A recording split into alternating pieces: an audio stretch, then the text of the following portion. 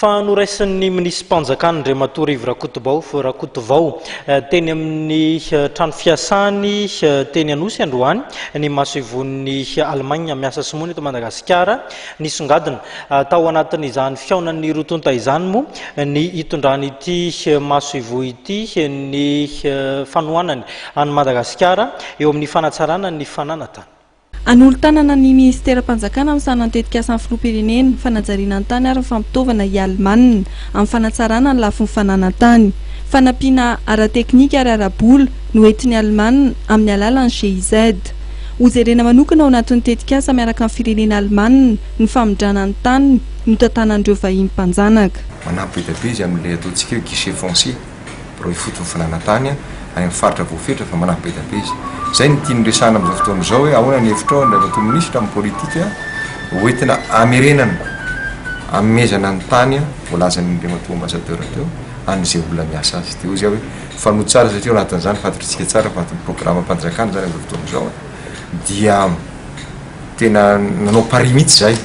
hoe andao ary araka anao an'ilay izy amin'ilay faritra voalaza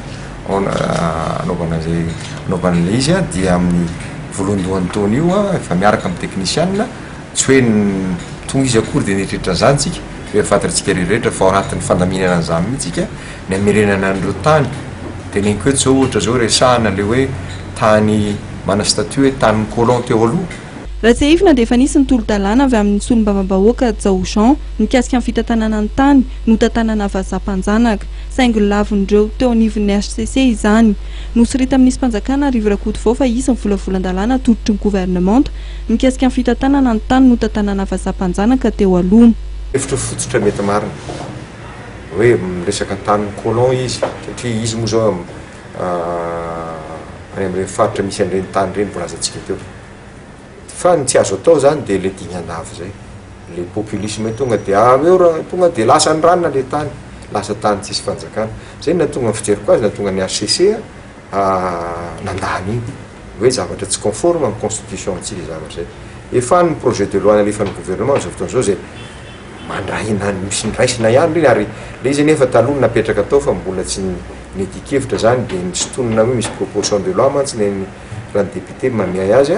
zany tsy milaza hoe zay lazainy akory dia ho diso daholo fa dia alamina zany le izy fa io tsy maintsy tandremana io mba tsy hahatonga an'izay baranahany zay. Raha iverenana amin'ny fiaraha-miasa amin'ny Alemanina dia ny faritra Diana, Sava, Alotra Mangoro, Bongolava no voakasiky ny tetika asa fanatsarana ny fananantany miaraka amin'ny GIZ.